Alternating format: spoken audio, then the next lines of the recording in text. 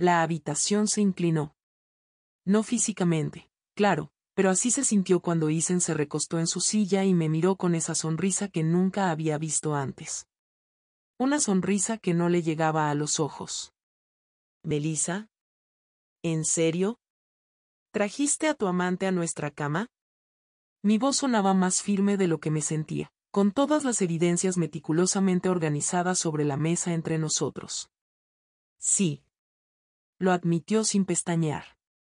Sin disculpas. «Pero no es eso lo que realmente quieres preguntarme, ¿verdad, Laura?» Algo en su tono hizo que mi estómago se contrajera. «¿Qué tal si hablamos de San Francisco?», continuó. «¿Qué tal si hablamos de James?» El aire se evaporó de mis pulmones. La carpeta que sostenía resbaló entre mis dedos. «¿Cómo?» Las palabras murieron en mi garganta. «Oh, cariño». Su voz era casi compasiva, pero sus ojos permanecían fríos. Sabía exactamente dónde buscar.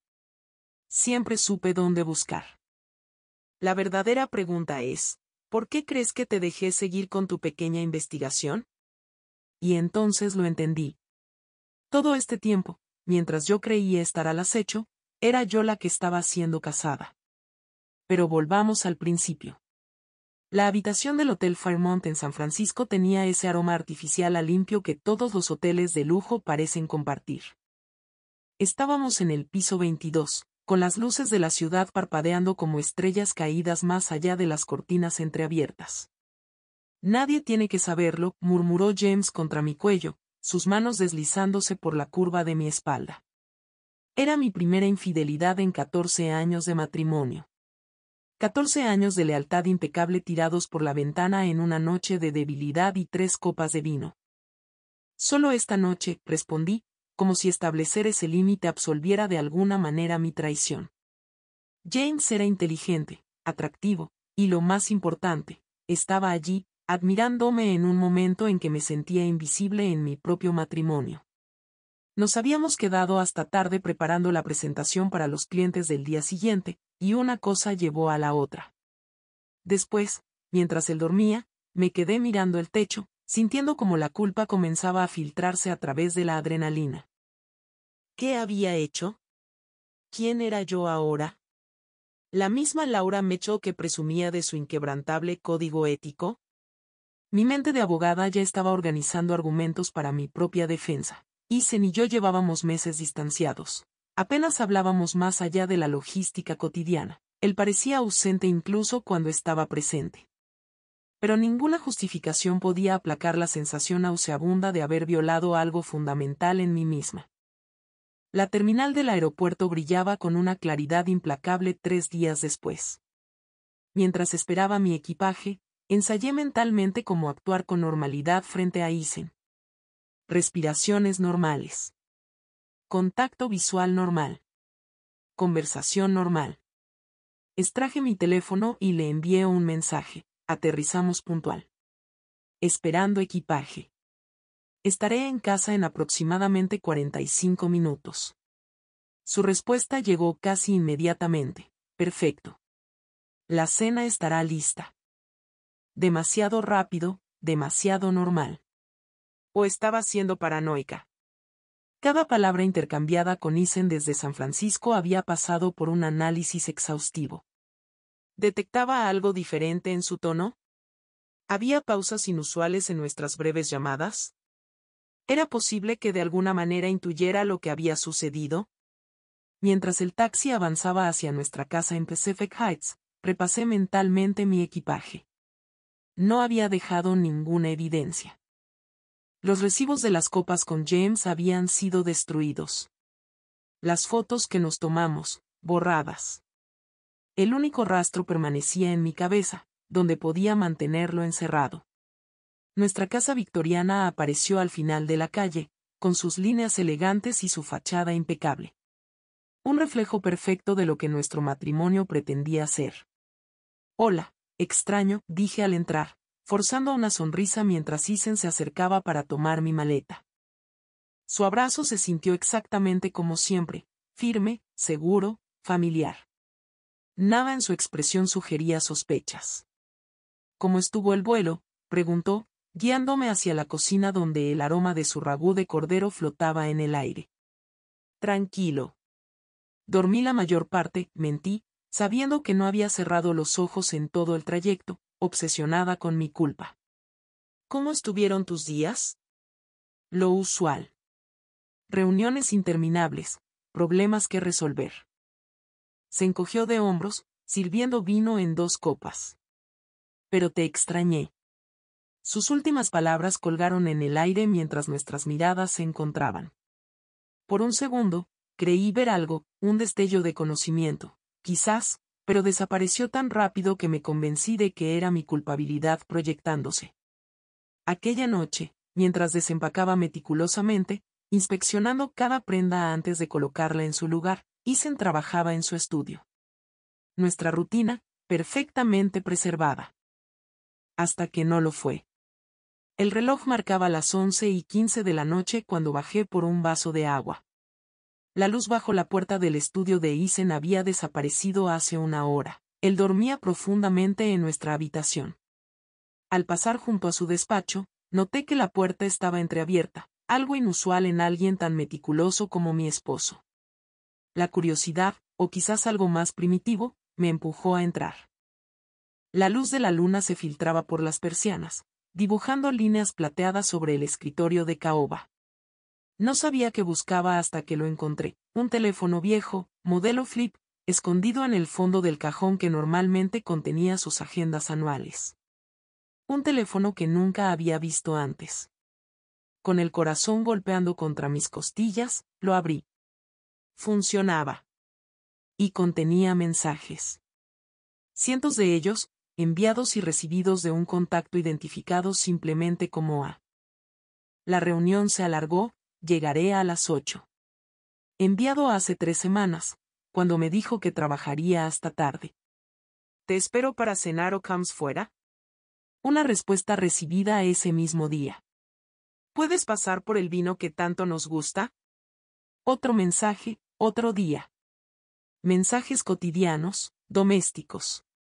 Mensajes que sugerían rutina y familiaridad. Mensajes que evidenciaban otra vida paralela a la nuestra. La traición que sentí fue inmediatamente seguida por una amarga ironía. ¿Con qué derecho me indignaba, cuando mis propias manos aún conservaban el calor de otro hombre? Pero eso no detuvo la punzada de rabia y humillación que me atravesó. La perfecta simetría era casi elegante, cada uno traicionando al otro sin saberlo. O eso creía yo. A la mañana siguiente, en mi oficina con vista a la bahía, transformé mi dolor personal en un caso a resolver. Era lo que hacía mejor, analizar, investigar, construir un caso. Solo que esta vez, el objeto de mi investigación era mi propio esposo. No fue difícil acceder a nuestras cuentas bancarias conjuntas y registros de tarjetas de crédito. Como abogada corporativa especializada en fusiones y adquisiciones, sabía exactamente dónde buscar y cómo interpretar los datos. Isen era brillante en finanzas, pero yo era meticulosa en los detalles. Y los detalles siempre revelan la verdad. Esa noche, mientras él asistía a otra de sus misteriosas reuniones tardías, extendí los extractos bancarios de los últimos 6 meses sobre nuestra mesa de comedor. Patrones comenzaron a emerger, cenas para 2 en restaurantes discretos, pequeñas compras en joyerías, pagos recurrentes en un distrito residencial que no formaba parte de sus rutas habituales. Cada viernes, sin falta, aparecía un cargo de $425 en una tienda llamada Sunrise Provisions en Nob Hill. Cada tercer jueves, una habitación de hotel reservada con su tarjeta corporativa, siempre el mismo hotel, siempre por una noche. Y luego estaban los gastos médicos, cantidades sustanciales transferidas regularmente a algo llamado Wilson Health Trust. Un apellido que me resultaba vagamente familiar, aunque no lograba ubicarlo. El sábado, mientras Isen jugaba golf con clientes, profundicé en el patrón de sus gastos de combustible. Para un hombre cuya oficina estaba a 10 minutos de casa, consumía una cantidad sorprendente de gasolina. Sus recorridos diarios no justificaban semejante gasto, A menos que estuviera realizando viajes adicionales que desconocía. El domingo apunté más alto. Siempre había considerado invasivo revisar el historial de ubicaciones GPS, pero ya habíamos cruzado el umbral de la privacidad. El sistema de navegación de su automóvil estaba vinculado a su teléfono principal y a nuestro servidor doméstico, una configuración que él mismo había establecido para mayor conveniencia. Ahora esa conveniencia jugaba a mi favor. El patrón era claro: 2 veces por semana, Eason visitaba una dirección en Presidio Heights, permaneciendo aproximadamente 1 hora cada vez. Y cada viernes por la tarde, cuando supuestamente tenía su sesión de entrenamiento personal, su automóvil estaba estacionado durante 2 horas en Pacific Heights, cerca de donde se encontraba Sunrise Provisions. El lunes tomé una decisión. Abandoné mi oficina temprano alegando una migraña y me dirigí a la dirección de Presidio Heights. Mantuve una distancia prudente mientras seguía el Audi de Eason por las elegantes calles residenciales, esperando que me condujera a un apartamento clandestino o la casa de su amante. Para mi sorpresa, se detuvo frente al Centro Médico de San Francisco, específicamente ante su reconocido pabellón oncológico. Lo seguí al interior, manteniéndome fuera de su vista, observándolo registrarse con la familiaridad de quien ha estado allí muchas veces. La recepcionista lo saludó por su nombre. Señor Mitchell, ella está esperando en la habitación 312 como siempre. Habitación 312. El pasillo se extendía interminablemente mientras me deslizaba tras él, manteniéndome a una distancia segura. Lo vi entrar en la habitación, cerrando suavemente la puerta tras de sí. Me acerqué con cautela, posicionándome cerca de la ventanilla de la puerta desde donde podía observar sin ser vista. Y allí estaba Eason, sentado junto a la cama de una mujer de cabello escaso y piel pálida. Sostenía su mano mientras ella hablaba débilmente. Había ternura genuina en su rostro, una expresión que no había visto en años. La mujer giró ligeramente la cabeza, permitiéndome ver su perfil. A pesar de los estragos evidentes de la enfermedad, reconocí a Rebecca Wilson. La ex esposa de Eason. La mujer que había dejado 6 años antes de conocerme. ¿Primera vez aquí? Una voz amable me sobresaltó. Era una enfermera de mediana edad con una tableta en la mano. ¿Puedo ayudarla?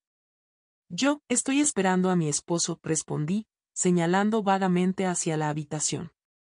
Él está visitando a la señora Wilson, claro. La enfermera asintió con comprensión. El señor Mitchell nunca falta, ni una sola vez en estos 2 años. Es realmente admirable cómo se ocupa de todo, los tratamientos, las facturas, incluso coordina con los especialistas. Un verdadero ángel guardián para Rebecca, especialmente con esos tratamientos experimentales tan costosos que no cubre el seguro. 2 años. Tratamientos costosos. Facturas médicas. Las piezas comenzaban a encajar de manera diferente a lo que había imaginado. Mi esposo no estaba manteniendo a una amante, estaba cuidando de su exesposa moribunda. El martes, de vuelta en mi oficina, utilicé contactos profesionales para acceder a registros médicos y financieros. Lo que descubrí me dejó sin aliento. Eason figuraba como representante legal y financiero de Rebecca Wilson, diagnosticada con un linfoma agresivo 2 años atrás. Los tratamientos experimentales que pagaba mensualmente ascendían a $8,750, explicando las enormes transferencias que había notado. Mi investigación había tomado un giro inesperado. En lugar de confirmar la traición que buscaba, había descubierto un acto de compasión extraordinaria que mi esposo había mantenido en secreto durante años. Pero algo seguía sin encajar.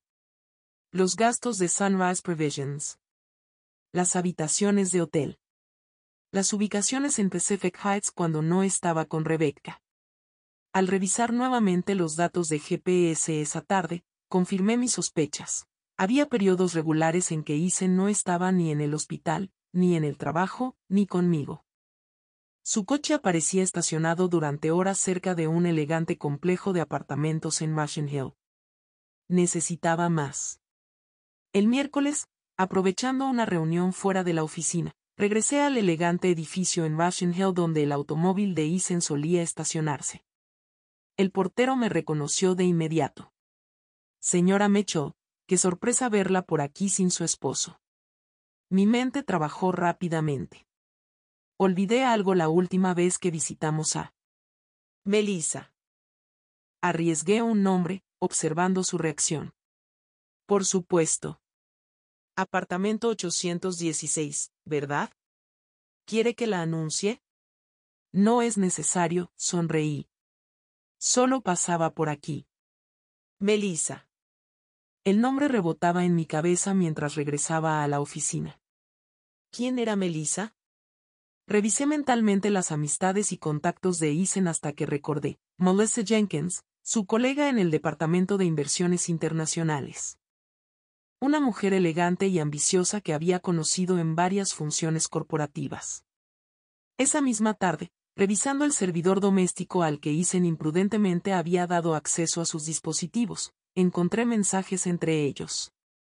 No en su teléfono principal ni en el correo corporativo, sino en una aplicación secundaria que raramente usaba para comunicaciones personales. ¿Podrás escaparte mañana? Rebecca tiene cita con el especialista a las 4. Tendré al menos 2 horas. El mensaje de Melissa era de hacía apenas una semana. La respuesta de Isen: reservaré nuestra habitación habitual. Trae el vestido azul. Los mensajes continuaban, algunos banales, otros explícitamente íntimos, todos confirmando lo que ahora era evidente. Isen utilizaba sus visitas al hospital como coartada perfecta para sus encuentros con Melissa. Aquella noche, fingiendo una cena con clientes, seguía a Isen hasta un restaurante discreto en North Beach. Estacioné a una distancia prudente y esperé. 20 minutos después, Melissa Jenkins llegó, elegante en un vestido negro que se ajustaba perfectamente a su figura. Desde mi auto, los observé conversar animadamente, sus manos ocasionalmente encontrándose sobre la mesa, la familiaridad de su lenguaje corporal revelando una relación establecida desde hacía tiempo. La realidad era más compleja y retorcida de lo que había imaginado. Mi esposo mantenía no 2, sino 3 vidas paralelas. Conmigo, su esposa. Con Rebecca, su exesposa enferma a quien cuidaba con aparente devoción. Y con Melissa, su amante actual. Pero faltaba una pieza final, la más perturbadora. El jueves, tras asegurarme que Isen estaría todo el día en una conferencia financiera, realicé un registro exhaustivo de nuestra casa. En el armario de invitados encontré un cabello largo y rubio en una almohada que debería estar impecable. En nuestro vestidor detecté un leve aroma a perfume que no era el mío, persistente en algunas prendas de Isen. Y en nuestra biblioteca, algunos libros ligeramente fuera de lugar, con señales de haber sido hojeados por manos ajenas. Melissa había estado en nuestra casa. En nuestro espacio. En nuestra cama. La rabia fría que me invadió fue clarificadora. Ya no era culpa lo que sentía por mi desliz en San Francisco. Era determinación. Planeé cuidadosamente la confrontación. Preparé una cena elaborada, dispuse la mesa con nuestra mejor vajilla, descorché un vino excepcional. Y bajo los platos elegantes, organicé meticulosamente las pruebas, impresiones de mensajes, registros de ubicación, facturas de hotel, e incluso una fotografía tomada discretamente de su encuentro con Melissa. Cuando Isen llegó a casa a las 7:30, todo estaba dispuesto. La trampa, perfecta. ¿A qué debemos la ocasión?, preguntó, besándome ligeramente en la mejilla mientras observaba la mesa preparada. Tenemos mucho que celebrar, ¿no crees? Respondí con una sonrisa que no alcanzaba mis ojos. Siéntate, por favor. La cena transcurrió con una normalidad tensa. Hablamos sobre temas banales, el clima, sus proyectos laborales, mis casos pendientes. Hasta que, al servir el postre, deslicé hacia él la primera evidencia, la fotografía de su encuentro con Melissa. ¿Quieres explicarme esto? Lo vi evaluar rápidamente sus opciones antes de responder. Ni siquiera intentó negarlo. Laura, esto no es lo que parece. No. Porque parece que estás teniendo una aventura con Melissa Jenkins. Mi voz sonaba más firme de lo que me sentía. La misma Melissa que has traído a nuestra casa al menos 7 veces mientras yo estaba fuera por trabajo. Sus cejas se elevaron ligeramente. Sorpresa, no por haber sido descubierto, sino por la extensión de mi conocimiento.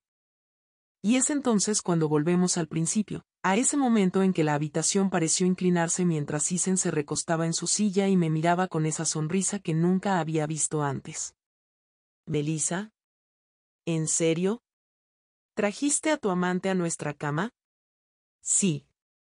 Lo admitió sin pestañear, sin disculparse. «Pero no es eso lo que realmente quieres preguntarme, ¿verdad, Laura? ¿Qué tal si hablamos de San Francisco? ¿Qué tal si hablamos de James?» El aire abandonó mis pulmones como si hubiera recibido un golpe físico. ¿Cómo? Las palabras murieron en mi garganta. «Oh, cariño». Su voz era casi compasiva, pero sus ojos permanecían fríos. Sabía exactamente dónde buscar. Siempre supe dónde buscar. La verdadera pregunta es, ¿por qué crees que te dejé seguir con tu pequeña investigación? Su sonrisa se amplió, satisfecha, como un depredador que finalmente revela su naturaleza. Verás, Laura, supe que te acostaste con James antes de que siquiera volvieras a casa. Uno de mis colegas estaba en el mismo hotel, en la misma planta. Te vio entrar en su habitación a las 10 y salir a las 6 de la mañana siguiente. Bastante indiscreto para alguien tan meticulosa como tú. Cada palabra era un pequeño proyectil que impactaba en mi fachada de control.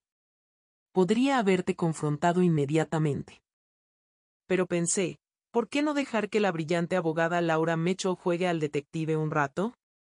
Sería interesante ver cuánto descubres y qué harías con esa información. Se inclinó hacia adelante, bajando la voz como si compartiera un secreto íntimo. Y debo decir, has superado mis expectativas. Encontraste a Rebecca, encontraste a Melissa, conectaste las piezas casi perfectamente. Pero nunca viste el tablero completo, ¿verdad? Nunca consideraste que yo estaba 3 pasos por delante, observándote buscar, dejándote encontrar exactamente lo que quería que encontraras. Mi mente procesaba frenéticamente sus palabras. «Rebecca, ¿ella está realmente enferma?» «Oh, absolutamente. Esa parte es verdad. Fui sincero en mi preocupación por ella. Pero también me proporcionó la coartada perfecta para mis encuentros con Melissa. Y tú, tan concentrada en tu propia culpa, interpretaste inicialmente mis visitas al hospital como un acto de nobleza. Me viste como el héroe compasivo, lo que intensificó tu remordimiento por tu propia infidelidad. ¿Por qué no simplemente terminar conmigo después de San Francisco?» Mi voz era apenas un susurro. Isen se encogió de hombros con elegante indiferencia. ¿Divorcio? Demasiado costoso, demasiado público. Además, nuestra vida tal como está tiene numerosas ventajas. Tú tienes tu carrera, yo tengo mis intereses personales. Mantenemos nuestra posición social, nuestros contactos profesionales, esta casa maravillosa. Hizo un gesto amplio abarcando nuestro entorno. ¿Por qué renunciar a todo eso solo porque ocasionalmente busquemos diversidad emocional en otros lugares? La frialdad calculada de su propuesta me dejó sin palabras. No estaba enojado por mi infidelidad, simplemente la había incorporado a su ecuación, ajustando sus propias variables para mantener el control. «Entonces, ¿qué propones?», pregunté finalmente. «Nada cambia externamente. Continuamos como siempre, pareja ejemplar, profesionales respetados, anfitriones perfectos. Lo que hagamos en nuestras vidas privadas sigue siendo privado. Con discreción, por supuesto. No era una elección real. Era un ultimátum disfrazado de negociación. ¿Y si me niego?». Su expresión no cambió, pero sus ojos se endurecieron casi imperceptiblemente. «Sería lamentable. Especialmente porque tengo documentación mucho más comprometedora sobre tu aventura que la que tú has recopilado sobre la mía. Incluidas imágenes de la cámara de seguridad del hotel. Imagina cómo afectaría eso a tu reputación en el bufete. Jaque mate. A la mañana siguiente, me levanté a las 7:30 y metódicamente eliminé toda evidencia de mi investigación. Borré archivos digitales, destruí documentos impresos, eliminé el historial de búsqueda de cada dispositivo que había utilizado. Como la abogada minuciosa que era, no dejé rastros. Ethan me observó desde la puerta de nuestro dormitorio mientras guardaba la última carpeta en la trituradora de documentos. Tenemos la cena con los Reynolds esta noche. ¿Llevarás el vestido verde que tanto me gusta? Su tono era perfectamente normal, como si nuestra conversación de la noche anterior nunca hubiera ocurrido.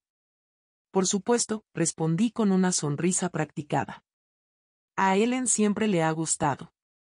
Esa noche, mientras cenábamos con los Reynolds, él, importante cliente de Ethan, ella, miembro destacado del comité benéfico que yo presidía, interpretamos nuestros papeles a la perfección. La pareja exitosa con el matrimonio envidiable, compartiendo anécdotas cuidadosamente seleccionadas, riendo en los momentos adecuados, intercambiando miradas de complicidad que parecían genuinas incluso para mí. Siempre me pregunto cuál es el secreto de ustedes dos, comentó Helen Reynolds, observándonos con genuina admiración. Después de tantos años, siguen viéndose tan conectados. Ethan tomó mi mano sobre la mesa, sus dedos entrelazándose con los míos en un gesto de aparente afecto. Comunicación, respondió, mirándome directamente. Laura y yo no tenemos secretos entre nosotros. Sostuve su mirada sin pestañear, mi sonrisa perfectamente calibrada. Absolutamente ninguno, confirmé, apretando su mano con fuerza suficiente para sentir sus huesos. Y así continúa nuestro matrimonio. Una elaborada representación teatral donde ambos conocemos el guión pero pretendemos improvisar. Un acuerdo tácito de engaños mutuos cuidadosamente orquestados bajo el disfraz de normalidad. Sigo siendo Laura Mitchell, abogada brillante y esposa ejemplar. Ethan sigue siendo el financiero respetado y marido devoto. Continuamos siendo la pareja que todos admiran, cuyo matrimonio todos envidian. Solo nosotros sabemos que vivimos en una casa de naipes meticulosamente construida, donde cada carta está marcada y ambos hacemos trampa conscientemente en un juego donde ninguno puede realmente ganar. Y mientras me preparo para mi próximo viaje de negocios, verificando reservaciones, empacando con precisión, planeando minuciosamente, me pregunto quién estará realmente un paso por delante en nuestro próximo movimiento. Porque si hay algo que estos meses me han enseñado es que, en nuestro matrimonio, la única constante es la traición. Y en ese juego, he descubierto que puedo ser tan buena jugadora como mi esposo.